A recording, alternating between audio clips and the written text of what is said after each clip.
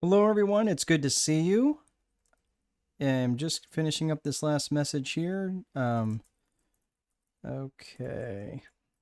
So just go ahead and post that out there. Already got a few people online. It's good to see you. Hello, everyone. Please tell us where you're from, your business idea, a business that you have, or business idea that you have, and what you hope to get from today. Hello, Presley. Oh, it's good. Yeah, we were messaging back and forth, Presley. You're in Canada, if I'm remembering right. I think so. It's good to see you. So please, San Diego Realtor, good to see you, Nick. All right, we've got a few people coming on. We are going to get started here in just a hot second. I have got my delicious fall beverage here. Got to share this with you guys. So as we're waiting on people coming in from Toronto, that's right. I remember you being north of me. So I'm in Indiana in the Midwest. And we are enjoying some nice fall weather here. So I have literally the best drink. I absolutely love it. I'm going to share it with you as we're waiting on the rest of the people joining in. This is, so what I do is I take apple cider and a cinnamon tea bag and a stick of cinnamon. And I nuke it for about 2.5 minutes. I know, like it's like nuked, but still, I'm in my office, so I don't have a lot of choices. And then take that out and then put whipped cream on it and then put caramel on it. And it is literally like the best thing I've ever had ever. It's like my favorite fall drink. I can't wait for fall for that particular reason. All right, it's good to see you all. Hello, Kirsten and the Indiana Realtor. Hello, Kaisha. Oh, Indianapolis. Okay, yeah. I remember sending you a message, Keisha. So I'm glad to see you were able to come. Yeah, it's a yummy fall drink for sure. North Carolina, Johnny. What is it? What business are you in? And I also want to hear from you guys in terms of what it is that you are hoping to get from today. I heard from some of you. I emailed a lot of you prior to the weekend, and then I had massive amounts of homework to do right now. Right now, I'm in a PhD program, and homework is awful. It's been like 25 years since I've been in school, and I did not think that through. So, scaling. Okay, very good. All right, we are restaurant cleaning company. Very good. You're a finance professional. Yep. Is it Anila? Yeah. Okay. I think yes. I had a few people register last minute, so it's good to see you here. We're gonna get right into it. And one of the things I want to get into right now, this is the business growth multiplier. There are many people who come to me because they want to grow their business and they want to grow it quickly. They want to grow it from where they're at. And I am here to give you some no nonsense stuff. So just a couple of quick housekeeping items. Effective prospecting. Okay. There's a couple of things. If you are looking for prospecting, if you're looking for lead generation, I just want to let you know that's going to be a class we're talking about tomorrow. So if many of you registered through this on Eventbrite, we're going to talk about the framework that you're going to need for what we're going to talk about tomorrow. It's a separate class. It costs nothing. You don't have to pay for anything. It's a class on lead generation, and it's called Marketing Magic. So if you see it, go back into Eventbrite, look up Strategic Boardroom. You should be able to find me. I just want to let you know we're not going to get super granular on that stuff today because we have to set up the strategy first. I'm a strategist, which means I look at things from top down. If I came to you and gave you a bunch of tactics, it may not work. It might work for the realtor, but it might not work for the hairstylist. It might work for the restaurant person, but it may not necessarily work for a different restaurant person with a different avatar who maybe has a different product offering. Does that make sense? So just because you share an industry doesn't necessarily mean that the same tactics and techniques would work the same way because you may have a different avatar. We're going to talk about all of that. But so I just want to make sure that if you guys knew about the lead generation, or I'm sorry, it's called Marketing Magic. That is tomorrow at the same time. So if you'd like to do that, again, no cost. Just make sure you go into go back to Eventbrite. Make sure you register for it before tomorrow. So let's talk about what this is specifically. It's a strategic approach to managing your business. Now, just a couple of housekeeping items as I started talking about. Please try not to multitask during this. I know many of you are working. Many of you are trying to get other things done. Several of you are working with picking up kids and so forth right now. I get it. There will be a replay of video available. So just try to stay plugged in as best you can, because I may just give you a nugget that might really help you. That might really help you now, and I don't want you to miss that. So what I'm going to tell you first and foremost, I want to tell you some truths. And there's a couple of truths that as we're establishing a strategy for your life and your business, and I know you may be expecting to come here to learn a bunch of granular lead generation things, or how to get, how to source new clients. We're going to talk a little bit about that at the end, but there is a marked difference between strategy and tactics. Okay. There's no shortage of tactics out there. But the thing is, if you want to scale, right, and if you want to grow and you want to get to the next level, I'm going to talk about how to do that here today. But I've got to give you a couple of truths. And there's two truths that people don't talk about when they're talking about scaling. Number one, you cannot scale a broken business model. If your business model is broken, there's no amount of effort or anything that's going to help that. And what do I mean by a broken business model? Well, one of the things that I often see as a broken business model is a business that's doesn't have enough profitability, it might not necessarily be lendable.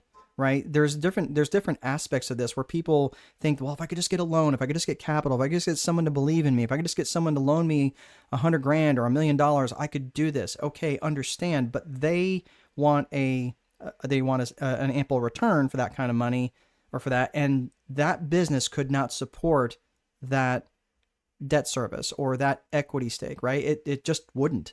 And that's why I'm trying to say to you that and this is what people aren't talking about. And I see a lot of videos out there. Who else has seen a lot of videos out there on social media about scaling businesses? Has anybody else seen that? Just say yes. Say lots of scaling. Put lots of scaling videos out there. Right? I'm seeing it, so I know it's out there. But the problem is, not every business is scalable. Okay. And you can't scale a broken business model. And the second thing is, not all businesses are scalable. And I'll give you a quick example. Let's say that we're in the cleaning business, right? And I'm hiring in cleaners. Okay. Now, I'm not saying that cleaning businesses are not scalable, but if I'm just let's say I work in a small town and I'm the cleaner and I'm hiring people in to clean for me, guess what? I'm hiring my competition. I'm training my competition. If anybody knows what I'm talking about, that's exactly it. So then you have to start to differentiate yourself between different areas of the market. And that's how you can scale, is by differentiation. So there's lots of different things. I'm just letting you know that you cannot scale a broken business model, and not all businesses are scalable. And I just want to make sure that you're aware of that before we get into this. Now, that said, that doesn't mean you shouldn't be doing what you're doing. You might think, well, are you talking about both sides of your mouth? No. Back when it was 2008, okay, and I was rocking and rolling. I had about $6.5 million worth of real estate, and I was bringing in about $65,000 a month in revenues, and life was pretty decent until it wasn't. Now, I don't know, for those of you who went through the Great Recession, just type in recession, and I will absolutely know that you had been through that. There's a lot of stuff that was horrible during that period of time. And I went through the recession, and I went into the recession with $6.5 million in real estate, and I came out about 8 months later with $1.5 million. So from $6.5 million to $1.5 million in about 8 months. So for my next trick, right, it was terrible. So what did I do? I could have declared bankruptcy. I could have walked away from it all. I could have just given all the properties back to the bank. No, I grabbed a shovel and I started filling in the hole. And how did I do that? I had to find my fastest path to cash. So what did I do? I got into a business which was not scalable, but it generated a crap load of cash for me. During that period of time, if those of you who may remember, a lot of people couldn't sell their houses, but they needed maintenance on the houses that they were staying in because they couldn't sell them. So I offered myself up. I'm pretty handy. I can actually fix most things. I'm pretty good with appliances. I'm pretty good with things that are electrical, and I'm pretty good with things that are plumbing related. So between appliances, electrical, and plumbing, and some general handyman stuff, I could fix most things. So I was making somewhere between $1,000 to $1,500 a day, $1,000 to $1,500 a day in maintenance, working about 12 to 14 hours a day. It was an absolute grind. There's no way to say it. And you're like, well, hey, I wouldn't mind grinding for $1,000 or $1,500 a day. Yeah, but keep in mind, most of that was just to fill in a giant hole that I had dug. So I would have had to work that way for another 15 years for the math to work on that, to fill in that hole. but it gave me a toehold. It gave me an ability to build a lifeboat. So with that roughly $250,000 that I was able to stack during that roughly year or so, year to 14 months, that gave me a lifeboat to build something else. And then on the other side of that, I built a property management business. So I started picking up clients really fast. And then at that point in time, I was able to actually go and do some other things. So I told you that story because that handyman business that I had was not a scalable business, but it absolutely gave me the ability to go on the other side and do some other things. Am I making sense with that? Hopefully I'm making sense, because it's really important that you understand.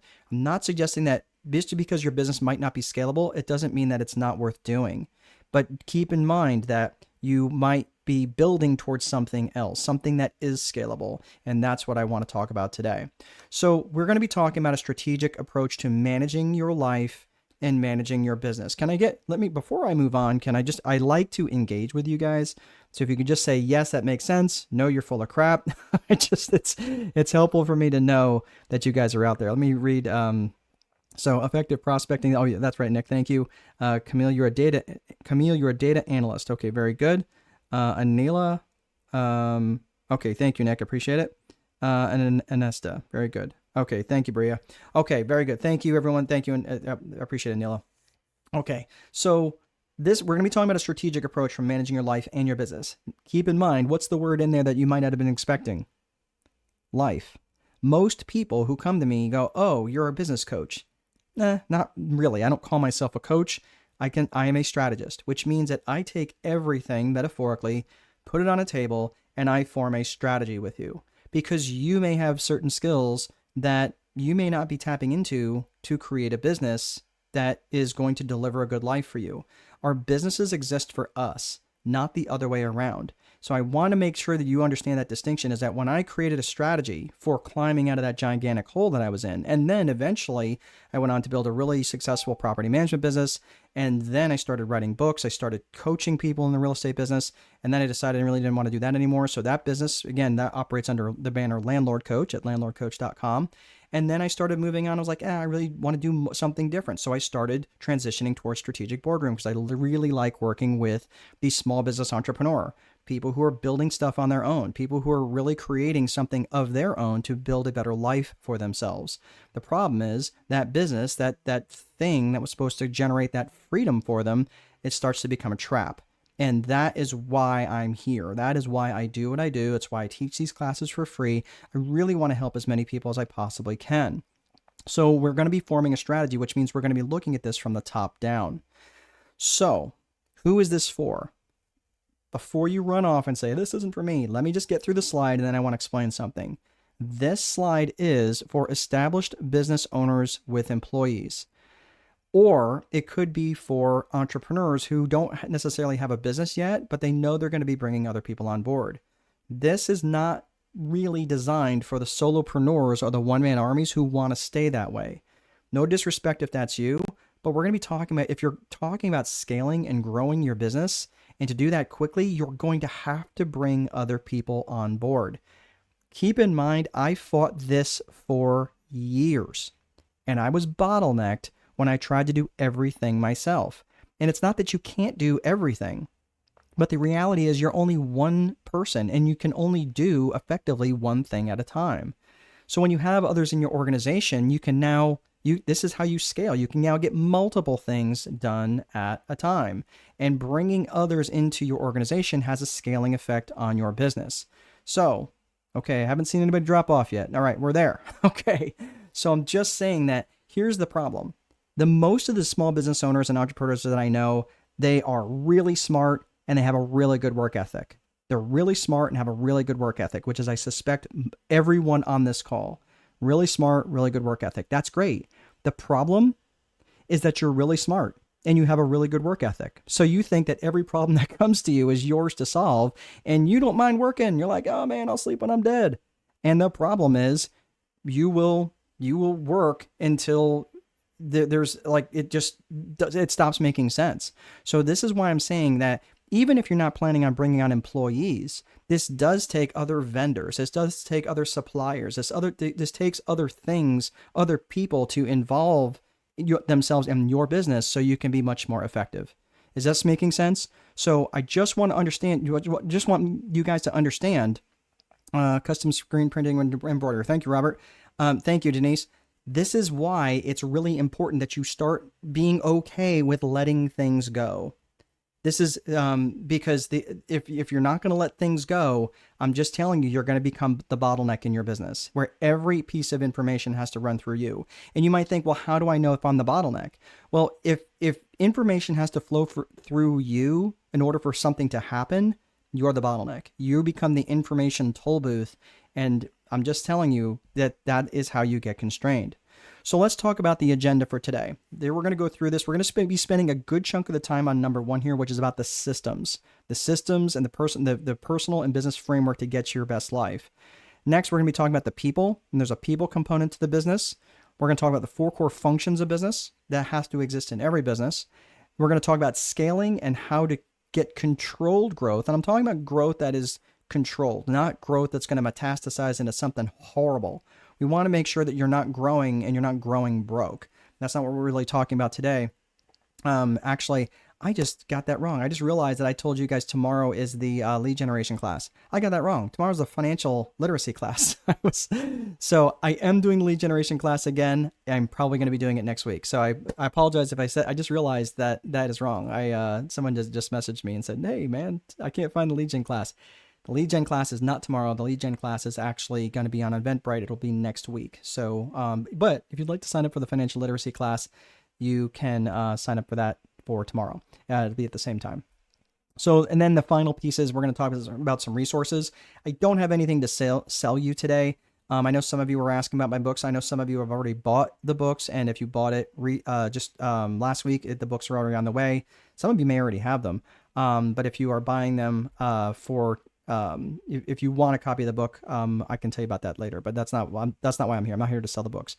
So we're going to when we're looking at a business approach, you can look at it from a systematic perspective or a social perspective, right? We're talking about the systems versus the people, or said another way, the processes versus the people. So systems or social, processes, people. Either way, however you look at it, we're going to look at it first and foremost from the systematic and process portion of that first and foremost.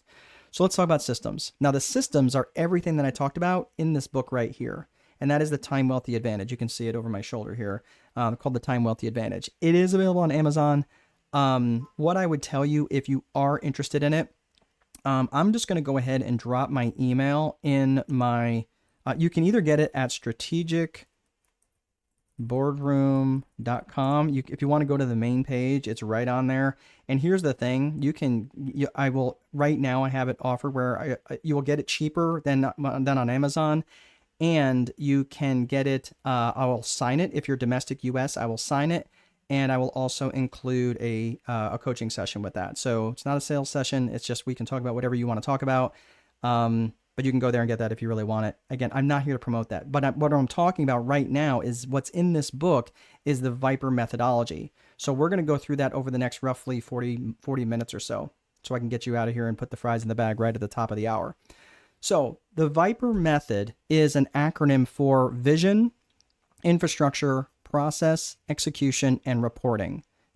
So this is the acronym. This is the top-down approach that I take whenever I'm looking at the 4 core functions for any business. So when someone comes to me and they're like, hey man, I'm really having trouble with something, I help them from A to Z, but I also help them from B to Y, because I know somewhere they might get stuck at G. They may get stuck at L. So I have to have tools in my toolbox to help them with all these different things that may help them, for getting unstuck. In this particular case, most people want to grow their businesses. And I say, okay, for what? Now, when I say for what, this is what I'm talking about when I mean vision. Vision has 2 components. This is the for what. When I say, hey, you want to grow your business? Great. For what? Tell me what your vision is. Most people, when I ask them their vision, they say, oh, I want to, sell more widgets. I want to sell more houses. I want to get 1,000 more customers. I want to make $1 million a month. Whatever it is. That's great. That's a business vision. When I say specifically and I ask them for what, That's related to a personal vision. So vision has two components, and I want you to keep that in mind. There's a personal vision and there's a business vision component. And now this is kind of the seeing you might think, well, how does this have anything to do with growth? This is beginning with the end in mind. For those of you who are Stephen Covey habits of the 7 Habits of Highly Effective People, this is where we're just beginning with the end in mind. The end in mind is not to work 20 hours a day. The end in mind is to bring in money so we can have a better life, use that money for a better life. Maybe it's for buying cool things. That's fine. That's not my thing. I drive a piece of crap because I don't really like spending my money on cars. I'm a gun guy. I spend my money on guns and in books and things like that. Sorry if that offends you, but that's me. Like that's my interest. That's the things that I enjoy. And these are the things that I like to do, right? I like to go kayaking, like to spend time with my family. We've got a 19-year-old, we've got a 17-year-old, we've got a 2-year-old. Yes, she was planned, but I'm 52 and I just spent my lunch hour crawling through a ball pit with my 2-year-old for the last, for 45 minutes. And I'm telling you, it is exhausting, but it was so fun, right? But I'm exhausted, so I'm going to totally take a nap after this. But it was really fun. That's part of my personal vision. So when we start talking about personal vision, it's going to ask you 2 questions. Personal vision specifically is, where do you want to go? Where is it you want to go? Like, what's the pot of gold at the end of the rainbow for you? When I ask about your business vision, I'm going to say, cool. How are we going to get there? Because the business vision exists to serve the personal vision. Let me say that again. The business vision exists to serve the personal vision. And here's the problem. Most people I know who come to me, most business owners I know who come to me, they only have a business vision. So basically the business vision becomes their personal vision. Or they're like, yeah, well, let me make that 50 grand a month and then I'll worry about this amazing life thing. I'm telling you, I've been in rooms with people in masterminds who were making close to $1 million a month. And guess what they were worried about? Making $2 million a month. It was the next thing. It was and their lives were miserable. They weren't happy. That was the really funny thing is we're like, holy crap, like you're making that kind of money and you're miserable. So I'm just telling you right now, that may not resonate with everybody in here in the room. And if that doesn't, that's okay. I'm not saying you're wrong. I'm just telling you, I don't want you chasing that same trap because it is an endless trap. It's an empty well. And the danger in creating a business vision before you create a personal vision is that you end up creating a life that exists to serve the business. And I'm just telling you, it sucks because I've been there. So back in 2009, I realized that everything that I had built up to that point was just gone. And it was like, what did I do all this for?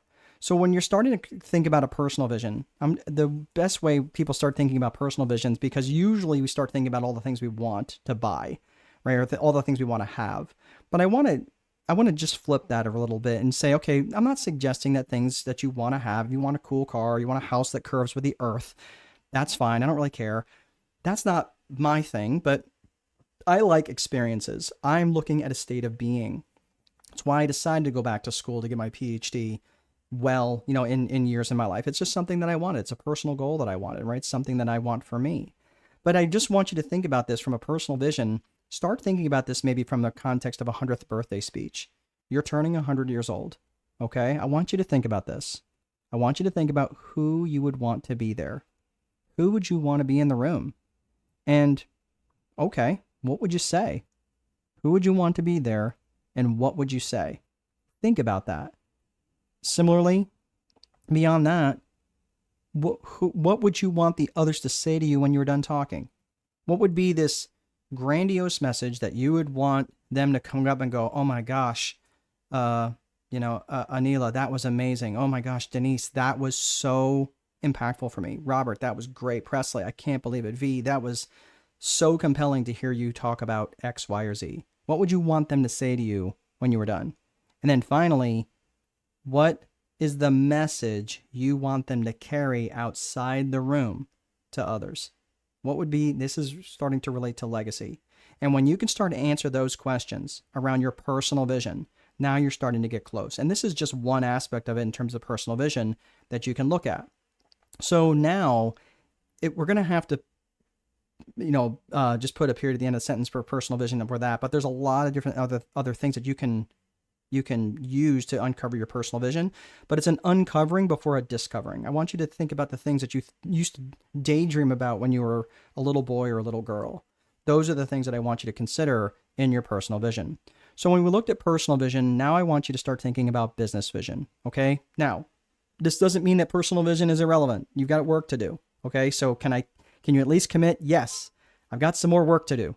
All right. I want to hear you say it. Yes, I've got some more work to do. Yes, I've got some work to do on my personal vision. Please type it in the chat. I want to know that you're listening.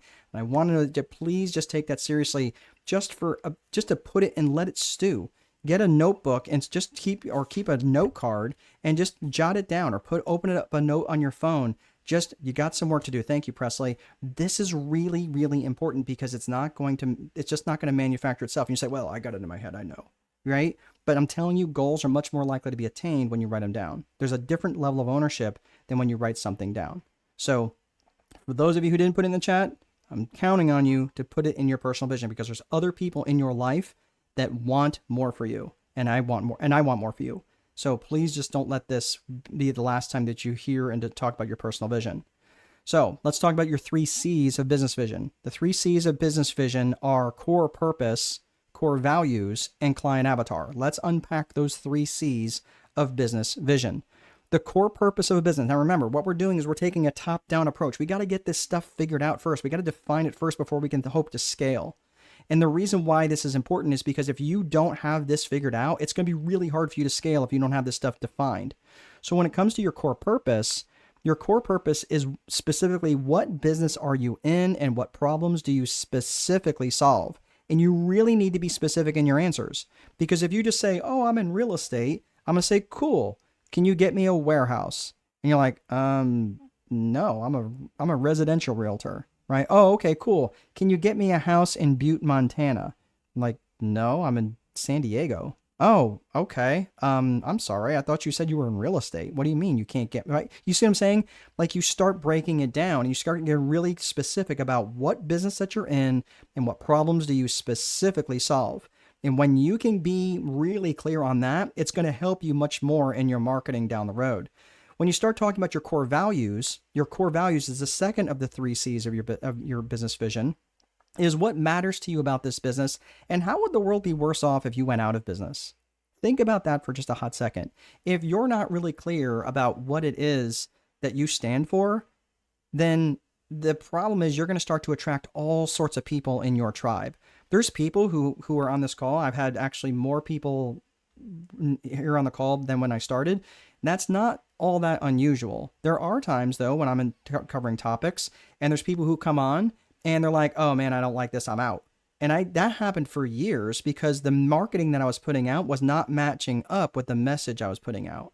And the reason for that is because I was using different types of marketing that was attracting the wrong avatar. So this is really important. Like for me, my core values, I'm very family oriented. Don't get me wrong, I'm not saying money is bad. I like more money too, but I'm not willing to sacrifice the things around my family and my faith and my core values just to get it. Because I've done that, right? I'm in my early 50s. This is where you guys go, wow, you don't look anywhere near that old. But I'm in my early 50s now and go, holy crap, like I've done enough of that and it's been awful and it's not been worth it. And the problem was even as much chasing now, you're like, yeah, but you make good money now. I'm telling you, I would give it all back if it meant that I could get that time back that I was wasting chasing all that money because it wasn't worth it. It didn't change my life. What changed my life was when I really started focusing on being core value oriented. And that really matters. If you ever worked with a company that has poor core values or just a bad mojo, that's a toxic work environment, their core values might be driven around something about just treating people badly. That's a core value for them. They don't care. So I'm just telling you that core values, and again, because the core values of your business are simply an extension of your personal core values. So this is really important to define those core values. So we talked about your core purpose, your core values. Now we're talking about your client avatar. Your client avatar is specifically and ideally who you want to serve. And I want you to think about it from the context of geographic, demographic, and psychographic. Geographic, demographic, and psychographic. So when you're thinking about your client avatar, who specifically you like to work with. Now I hear you real estate folks. Listen, most of my money comes in from real estate. I'm letting you know, I get it. I am letting you know I understand about fair housing. I'm not saying or suggesting that you shouldn't want to work with a certain type of class or whatever, people, whatever. I'm not talking about that. What I'm talking about is being specific in your marketing to attract the type of avatar that you really like working with. Now, in terms of geographic, that makes sense. Demographics, that makes sense. Psychographics, it'll make sense here in just a second, but I'm just letting you know that you can start to put stuff out there that is more attractive to the type of avatar you want to work with. Does anybody particularly like working with broke people? I know I don't. And the reason why is because they will wear you out. They will take, and they will not give any money because they don't have any. Now, it doesn't mean that I don't work with a lot of people who struggle financially, but that's because they are willing to give up some money because they realize what it is I bring to the table. So I'm just letting you know, this is really, really important when you start thinking about the different aspects of the business of defining that avatar of who you specifically want to work with. When you're looking at client avatar, you're thinking about geographic, and this is pretty straightforward, right? It's geographic is where they are, demographic is who they are, and psychographic is how psycho they are, right? No, I'm just kidding. Psychographics is think psychology, right? So that's how they think. So when you're thinking about you want to define them geographically, demographically, and psychographically. Psychographically, I want you to think of the acronym ALEA. You want to think of their attitudes, their lifestyles, their interests, and their aspirations and goals. When you start to think about what's important to them, what attitudes do they adopt, what lifestyles do they have? Are they millennials? Are they Gen Z? Are they Gen Xers? Are they boomers? Like, who are these people? And you can start to think about what's important to them. What's important to them. And when you start to recognize what's important to them, it's a lot easier to reach them in your marketing. So it's really important that you take the time to define these things and put it down on paper. If you're not putting it down on paper, it's not as clear as you think. So those are the 3 C's of business vision. Now remember, we're just at the V of the Viper method here. And this is really, really important because the rest of this, we're building this framework so we can now start to put together this business that is going to be scalable. And now you can grow this thing. Because if you're going to grow this thing, you want to make sure that you can keep growing it, right? You don't have to keep going out and keep fishing all the time. That's just exhausting. But that's why I'm saying, like, you want to start to build this out and know what direction you're building it in. So when we're starting to talk about the infrastructure, now the reason that infrastructure comes next, right, is first and foremost, the infrastructure is the bones of the business, right? You've got the general idea where you want to take it. Now you're starting to think of the bones of the business. You're thinking about the desks and the chairs and the software and the phones and the websites and things like this. But you have to start thinking about why the vision comes first. Why does vision comes first? Is it because it spells Viper really neat? No, it's not that at all. It's because if you build a vision, so follow me here for just a hot second. If you build a vision, let's say it's a personal vision where you want to lay on the beach in Spain for 2 months out of the year rubbing cocoa butter on your belly. Okay, might be a bad visual, but a good vision. So you're there on the beach of Spain rubbing cocoa butter on your belly for 2 months out of the year. If you build an infrastructure that requires you to return emails and phone calls in a timely manner, that's going to be a horrible experience for you when you're trying to lay on the beach rubbing cocoa butter on your belly. So this is why I'm saying, like, you have to get really clear on your vision, and then you start to build an infrastructure that's in alignment with that vision. So that is the vision. That's the infrastructure. Next is the process. The process is simply how you do stuff. And there's 2 components to process. Process involves the tactical side of process, and it also involves the strategic side of process. When you're looking at the tactical side, I want you to think of just basically how you do stuff from day to day. It's your SOPs. So for those of you who are in the military, your standard operating procedures, right? It's your checklists and all those sorts of day-to-day activities that you have. This is just basically how you do stuff from day to day. You know, your opening procedures, your closing procedures, how you prepared bank deposits, how you answer the phone, how do you train and onboard people. That's all tactical day-to-day stuff, right? Now, I'm going to go back to this really, really quickly. So for those of you who are systems people, where are my systems people? I know you're here. Gordon, yes, it is recorded, and I will send out the replay to you if you're not able to stick around. Yes, thank you for asking. So this little box that I put around infrastructure and tactical process, this is the system part of your business, is the infrastructure and the tactical process. So I want you to think about that. That's for those of you who are systems people. You bet, Gordon. And I'll send it out if you have to hop out. I totally get it. I know this is hard being in the middle of the day. Thanks for asking. So this is the systems piece that people really this is the part that you're trying to build around. The other side of process, though, remember, there's tactical and strategic. The strategic side of process involves strategic planning, and that involves 3 P's. That is people, purpose, and promotion. When you're looking at your people, your purpose, and your promotion, you have to have all 3 when you're doing your strategic planning. This is where you're like, okay, cool. Hey, I want to expand into a new market. And most of you, if I had 3 hands, I would have them all up. But what I'm saying is, this is what I would do. If I had an idea, I would immediately think, okay, cool. How can I do that? How can I learn that? Anybody else know what I'm talking about? You think, how can I do it? Not who can I get to do it? And that is a big difference between scaling, is you think how, not who. And you need to flip that. You need to start thinking of who, not how. And when you start thinking about who, not how, now you're starting to think about the people to bring into your strategic planning. Strategic planning is like the infrastructure and the process is the warship. It's the battleship in the harbor. And the strategic planning is saying, cool, I want to leave the harbor. I want to go out and make some trouble up, right? I want to go mix it up in the market. That's what strategic planning does. It takes that system that you built and lets you go places with it. That's what strategic planning does. So in your people, thank you, Keisha. Thank you, Bria. So this is really important when you start thinking about your people, about who you need. The purpose is aligning with your core purpose. What's the purpose of the strategic plan? You might say, well, hey, I want to start, let's say if Starbucks wanted to start selling chainsaws. You might go, that makes no sense. Why would Starbucks start selling chainsaws? They sell coffee, right? It doesn't make sense.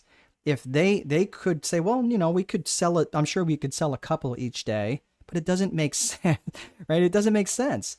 Well, that's because the purpose, the strategic purpose doesn't match the core purpose. That's why you got to get really clear about your core purpose. And so when you're creating strategy, it aligns, the strategic purpose aligns with the core purpose. And you'd be surprised at how many people, and I know that there's a few real estate people on here, how many real estate people that I know that were out there building a great brand, being a real estate investor, a wholesaler, whatever, a realtor. And then on one of their social media posts, they're selling like essential oil or something weird. Like, and I'm not knocking essential oil stuff. I was just like, man, they spent all this time building this brand around this one thing. And now all of a sudden they're selling this other thing. Like, it was very confusing for me as the consumer of the stuff that they put out. It didn't align with their core purpose. It didn't align with the mental real estate that I had in their head and that they had in my head. So this is why I'm saying, like, you have to be really clear in your purpose. And it might be to take market share. It might be to launch a new product or service. It might be to hire on and bring more people into your organization. Whatever it is, you've got to be really aligned with that strategic purpose. And then finally, the promotion piece. The promotion piece is letting the world know what it is you're doing. It's your propaganda. We'll put it out there that way, right? It's like, if you're, I'm sorry that I use all these war references, but I'm a Marine. That's kind of what I know. But it's letting the world know, it's communicating with the world out there of what it is that you're trying to do. And sometimes it might be putting false information out there, but you got to be careful with that, right? But that is where you may be putting out a misinformation campaign so your competitors pick it up, just so you see if they're actually listening or not. And I've done a little bit of that, but you got to be careful with that, because people, I prefer just to be always put out a positive message. And that way I'm always putting out new stuff so my competitors can never keep track of what it is that I'm doing. And that's part of my promotion. So in the earlier days when I was a little bit more, younger and a little bit more foolish, I was putting out stuff, with my property management business. But again, it was kind of cutthroat with the property management business in my town. And I just had to do some stuff so I could build market share, because I was coming into a market that had been dominated by people who'd been doing it for like 3 decades. And I was the new kid in town, and it was really hard to get invited to the table. So that's, that was part of the promotion piece. So that is process. So tactical process and strategic process. Those are the 2 things that I want to make sure that you're understanding around process. One thing, let me just make sure that I'm making that point clear about the, putting out misinformation. I always want to do business ethically, right? What I would say is, like, For example, I might have said that I was going into another market just to see if with no intention of going into that other market, just to see if one of my competitors would follow me. And just to see if they were paying attention to different things. That's what I was talking about. So I wasn't being unethical or anything along those lines. So this is the Viper method. So vision, infrastructure, process, execution is the next piece. And execution is just simply making sure that we do things. I love this quote by General Patton. A good plan violently executed now and today is far better than the perfect plan executed next week. And that is because most plans fall apart in their execution. You can spend all this time putting together a great plan and not putting together, establishing priorities. And what happens is when you don't establish priorities, having too many priorities has the same impact as having no priorities. Ouch. Right? Does anybody have that to-do list of 71 items they're going to get done today? Right? Well, they can't all be priorities.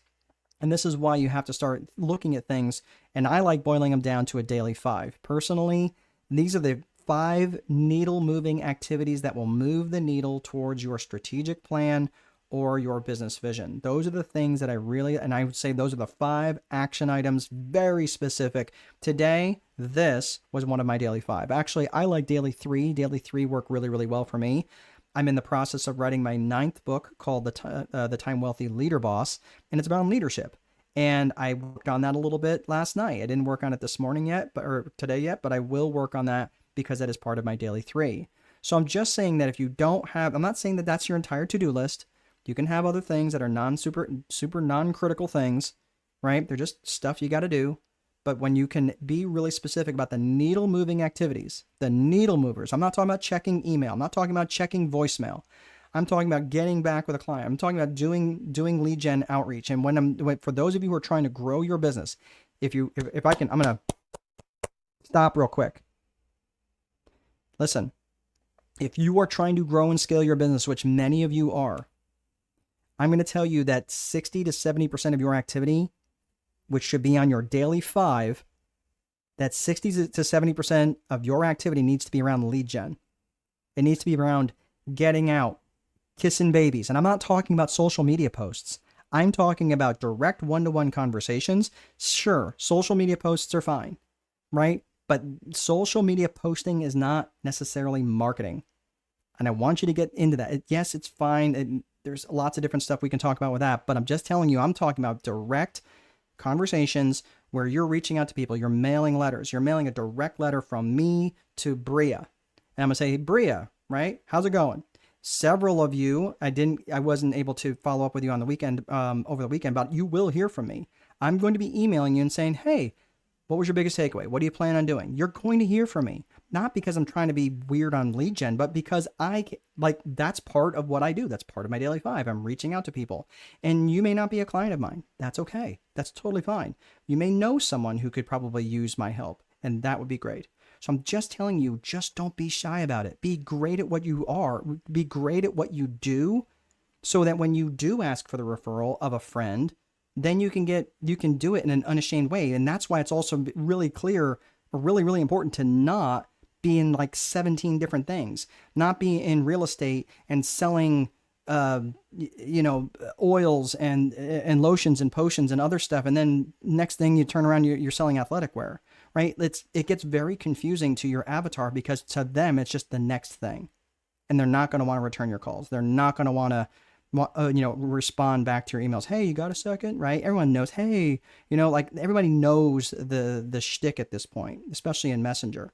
So I'm just saying, be really clear, and set part of your daily 5 to lead generation based activities. We're going to talk about that here near the end. So when we're talking about daily execution, you got your daily 5, and these again are the high up to, again, I like 3 personally, but up to 5 very specific actions you can take, which will move the needle towards your vision, right? Or your strategic plan, either one. So, and ideally your strategic plan is in alignment with your business vision. So the last piece here is reporting. Reporting is just checking to see what you did. So you have lead metrics and you have lag metrics. The lead metrics are just based on your actions and your activities. That's it. Your actions and activities. That means How many emails did you send? How many phone calls did you do? How many text messages did you send? How many handwritten letters did you send out? Handwritten note cards. I'm a letter writing kind of guy. I'm a kinesthetic. I like getting mail. I like sending mail. And I hand address every single piece of mail that goes out. Now, I don't do that anymore. You know why? Because I'm scaling. Because I have someone else that does that. And that person is amazing. And she's got great handwriting. And other people, and again, I handwrite that. I have the address handwritten so people will open it, right? If it's just run through a printer and it's printed out, what's the likelihood of them opening it and not tossing it immediately in the trash, right? They think it's a letter to them, and because it is a letter to them, because it's got their name at the top of the letter. I take a lot of time putting these letters together, and I don't handwrite the letters, but I do put their name on it and make it semi-custom to them. So that is the lead metrics. It's based on actions and activities. The lag metrics are based on the results of those actions and activities. So what are the lag metrics? Well, that would maybe how many sales did I get? How many booked conversations did I have? How many books did I sell, right? That might be a lag metric. How many people signed up for a course? How many people, these are all lag metrics. Do I have direct control over lag metrics? I do not. I have indirect control based on my actions and activities, but it's really important that you measure what you want to have happen. And your lag metrics should be in alignment with what? They should be in alignment with your business vision, your goals, your KPIs, your things like that. So I can't really get into the weeds on that stuff, but right now I want you to think about your lead metrics, what actions and activities you can be doing, and with your lag metrics. And again, all you're going to do is it just gets nice and boring, right? You're just doing the same thing every day. And I know some of you're like, oh, but I get so bored. I don't, I wander around. That's why many of you are struggling, because you're wandering. You're not operating within a system. And again, if you're feeling convicted, it's because this is more about confession than it is judgment. I do the same thing, and I've done the same thing. And it wasn't until I actually got into a routine and a rhythm of what I do every single day that I really started to see the needle move for me. And I do the same thing every day, but I get variety in other ways in my life. So that's why I would rather have variety in my life, make my business nice and boring, let it make a lot of money so I can go out and live an exciting life. All right, so that's the Viper method. So we just covered the first section. We're going to go pretty quick here and then near the end, because I know I want to make sure we're done at the top of the hour. The people, listen, the systems, we're going to talk about the people component. The systems are important, but the systems are only going to get you so far. And the reason for that is because systems do bring stability. They do bring consistency. They do bring accountability, all good things. But the systems are limited because systems, they cannot make, subjective decisions. They can't adapt to market conditions, especially if the market conditions are changing rather quickly. Coming up with creative solutions and even creating human connections is really difficult. Listen, I love ChatGPT. I think it's a really good tool for certain things, but I don't have an emotional connection to ChatGPT. And so many people are trying to lean on AI right now, going, oh, it can respond back just like it's a human. I'm telling you what, I can tell. And even if I can't tell, when I do find out that it was an AI, I'm mad. Like I'm feeling like a little slighted. Like, wait a minute, hold on a second. Like, am I really actually talking to a human right now? And when I realized that I wasn't, I was like, you know what? I am done, because I do not trust that business anymore. And it's happened a couple times. So that's what I'm saying. Like, the ability to establish human connections, the world is dying for authenticity, screaming for authenticity. And if you look at the social media influencers that are out there that have the biggest audiences, it's because they're desperately authentic. And that's what people are wanting. They're not like, everybody knows the filters and all this stuff. Everybody's done with that. They want an honest, authentic human connection. So when you're looking at this from we looked at it from the social aspect of it. I look at it from a 3 pillars model of leadership.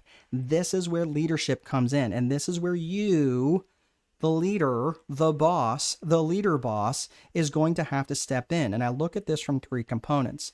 There's trust, there's vision, and there's communication. Now, I don't have time to unpack that. I have a separate leadership session just like this that we can talk about that. But you have to have all 3 of these components. If you cannot possibly have conversations with people that don't trust you, if you don't communicate a vision effectively, and you're not communicating effectively, like, yelling, screaming, typing in all caps, that people are not going to follow you. And you have to have all three components. I have studied leadership top to bottom for several decades. And these three things are basically what they're boiled down to, is creating trust, conveying a vision, and being effective in communication through various means, right? Through feedback, storytelling, things like that. So does leadership really matter? Yeah, I'm telling you it does. You might think, well, why leadership? If I'm calling you a leader, boss, it's because you're both a leader and a boss. And I'm telling you, when I was creating a business, when I was climbing out of this wreckage of a hole that back in 2009, when I was deeply in debt and I was working 18, 19, 20 hours a day and I couldn't afford to bring anybody in. And all of a sudden I got a cold, and that cold turned into double pneumonia. And the only way that I could breathe was to put pressure against my chest and bend over the back of a chair. And I was like, man, I'm in bad shape. I got to get to a hospital. So I get to the hospital. They put me in a triage room. And now I'm laying down. And I was getting really weak really fast. I started feeling my tingling in my fingers, tingling in my feet. And I started to mouth for air like a fish out of water. And it was not great. And I started realizing, holy crap, like I'm starting to see the light at the edge of my vision starting to close in until there's like just a tiny little pinpoint of light way off in the distance. I remember at that moment, I was incredibly calm. I thought, holy crap, this is how I'm going to die. I had literally worked myself to death. And I closed my eyes for what I thought would be the last time. And a few minutes later, I came back to some sense of awareness. They were fitting a mask over my face and et cetera, et cetera. And they admitted me to the hospital. The next day, a woman comes in and she says to me that she introduced herself as the hospitalist. Now, I don't really know what that meant at the time, but it's basically the liaison who's a doctor who facilitates your medical care while you're there. And she comes in, she had shoulder length dark hair, stethoscope around her neck, and she had her lab coat on. And she comes in, she explained what she was, and she says, if you think that you're going to be checking yourself out of this hospital, just because I know you want to get out and be doing whatever it is you were doing before, you're lucky to be here. She's like, you need to be here for at least the next several days. Otherwise, you're going to be back here. If you survive, you're going to be back here in much worse shape. She said, no, this is where you belong. She shoves her hands in the front pockets of her lab coat and she says, people who look like you don't lay in hospital beds like that. You need to get a real good look at what your life is, what's going on in your life. And at that moment, she left and shut the door. And it was at that moment that I realized how desperate that I had created this moment in my life, because I couldn't even afford to hire someone else because of all of the bad decisions that I had made up to that point. So I tell you that story because that's what the Viper method came from. And this is why when I started looking at the leadership component and I started thinking about this, I look at it from a caring versus candor perspective. And this is caring versus candor, where I was too nice. And because I was too nice, I was too caring, I had people just walked all over me. And when I wasn't nice, when I was frustrated and people came back and I was just laying out rules and like, no, these are the rules, and always beating them over the head with a rule book, that was too much candor. I didn't know how to have equal parts of caring and candor. And that was what made me massively ineffective as a leader. And that's what I put out to people who want to be level 5 leaders, which people who talk about being a level 5 leader. This is something that Jim Collins talked about in Good to Great. Fantastic book, but he recognized that level 5 leaders, they operate companies that are significantly more profitable. They grew much faster. They had a much stronger company culture, and they operated within a defined set of core values in terms of who they were. And this is why the leadership component, not just the systems component, but the leadership component, the human component, was so incredibly important. And these are companies that right? So if you look on the companies on the left, Amgen, Intel, Microsoft, Southwest, right? Those are those companies that you probably have heard of. Genentech, AMD, Apple, Pacific Southwest. These were the companies that at the time Apple was really, really struggling compared to Microsoft. But those are the companies that people that they looked at, and they recognized that they had much stronger leaders. if you're looking at this chart here, Amgen grew 24 times faster than the overall market. So you put $1,000 in, based on you might get a 6% return, but no, you would get a 24 times, not 24%, 24 times more money. You wake up with $24,000 in your bank account 30 years later because it outperformed every other company in that market. And same with Intel, Microsoft, Southwest Airlines. It operated 63 times the market, 550 times the industry. So it's just unbelievable in terms of how important the leadership is. And most of the time, many businesses that are the best places to work are frequently have the highest stock returns. Leadership makes a huge difference. And the reason for that is because growth requires change, growth necessitates change, and leadership is what manages that change. So if you're asking yourself your question right now, especially if you've got employees and you're saying, man, how do I get my people to care as much as I do? Or, hey, I feel like I should be much further along in my business. I'm just telling you, growth requires change. Leadership manages that change, and you need to be a better leader. So this is the business approach and the social and the people approach. This is the systematic versus the social, the process versus people. So we're just got a couple minutes left. We'll land the plane. We'll be maybe a minute or two long, but we're going to hit it. The 4 core functions has got to be true in every business. And this is where you want to think about your lead generation, your sales, your operations, and your accounting. In your company's, your client's journey through your company happens in that order. First through lead generation, then sales, then operations, then accounting. So when you're thinking about this, and I want you to think about the how you're going to scale, I want you to think about the 4 core functions of business. And this is where your lead generation is targeting your specific client avatar. This is where we're going back, right? We talked about your client avatar a couple times now. This is where it really matters. And because I've got my client avatar really well defined, I'm glad this is helpful. I know exactly who it is that I want to work with, and it's much easier for me to direct my marketing because I know what is important to them. Guess what? Because I know their Aaliyah, right? Their attitudes, their lifestyles, their interests, their aspirations. I can say, hey, is this a goal of yours? Is it a goal of yours to own a house? Is it a goal of yours to blah, blah, blah, right? Have a profitable business, grow your business, right? I know you guys, I know what your issues are. And I know a lot of it is up in here. A lot of it is imposter syndrome. Some of it is just mental stuff. Some of it is just, you don't know. Some of it, you just don't know anything about marketing, and that's okay because you can be taught that. It's all stuff that you can learn, right? You're doing that now and you're ahead of your competitor because you're here and they're not. So that's great. Keep doing it. Keep doing it. Not necessarily just with me, but other stuff, with other people. Make sure you're out there educating yourselves and make sure you are continuing to sharpen that saw. So it's much easier for me. And these are the people that also bring me the most amount of money, bring me the least amount of drama. I don't know about you, but I am not about drama in my life at this stage anymore. I do not want that stuff. Just keep it away. It's like my kryptonite. But this is the thing that I want you to start to think. I'm going to put all these up right now, and I want you to take a screenshot. I'm going to get my giant melon out of the way so you can see. I'm actually going to go all the way off. So the 15 reasons why people buy. This is why people buy, because they want to make money, save time, avoid effort, escape pain. They want more comfort. They want better health. Sometimes they want less stress, right? They want to feel more love. They want to gain praise. They want to increase their status. They will buy for truth. They'll buy for growth. They'll buy for novelty just because something is new. I know those of you who have to have the latest iteration of iPhone, you understand what I'm talking about. They want to buy for more control, and they want to be in contribution. So please take a screenshot of this because this is going to be your homework.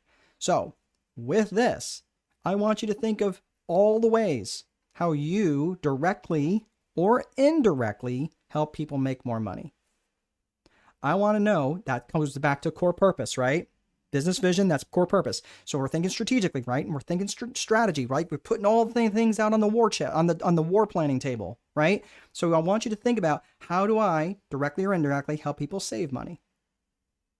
How do I directly or indirectly help people save time or avoid effort, making things easy, right? Escaping pain, physical pain, emotional pain, spiritual pain, right? How do I help people directly or indirectly help them grow? Or how is it new for them, right? Be in more control or more apparent certainty, et cetera, et cetera. Is this making sense? Because when you get clear, and you may come up with 5 or 6 reasons, some of them might be completely off the wall. And I'm just telling you, I'm preparing you now, because some of these, when you start thinking about them, you're going to come up with these in the shower, right? Or you're driving down the interstate, or you're walking on the treadmill. It's never anywhere convenient. But this is because your brain, when it goes into its alpha state, that's when you're in your daydreaming state. That's where your ideas come from. That's coming from your subconscious mind. So put your subconscious mind to work on this, and this is where your ideas are going to come from. Sometimes it's your best ideas. So I want to be really clear about the 4 core functions of business. So when you do this, everything needs to support your lead generation function. Everything. Because the reality is, you can have the best, most efficient business. You can be a paragon of virtue. You could sell ice to Eskimos and voting booths to Castro because you're so dialed in on your sales, and still starve. That's the problem. Because if you don't have an effective lead generation function, you will starve. So you can never take your foot off the gas when it comes to lead generation. When it comes to sales, again, this starts the conversation started by the lead generation function, and then it understands too that the effective selling is about finding solutions, not about holding people's heads underwater. So if you're going to get stuck, generally, you're going to get stuck in the operations, right? Of doing, like, you're the baker, you're the candlestick maker, you're doing the thing, right?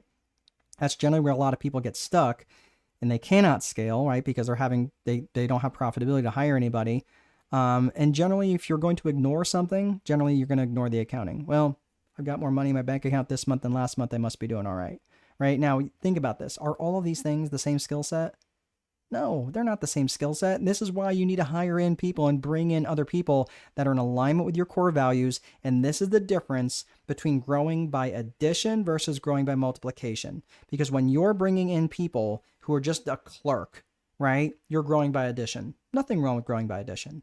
But when you want to grow by multiplication, you bring in that clerk, and you start leaning into them. You start training them. You start training them up to be a leader, right? And some people will not resonate with that. Sometimes you hire leaders. And when you bring in leaders, you bring in their whole tribe.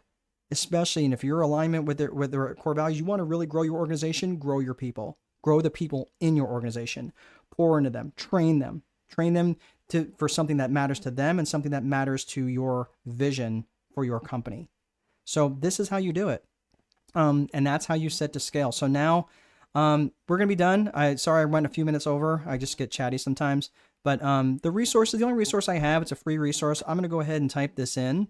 And it's just for those of you who are of the Facebook sort.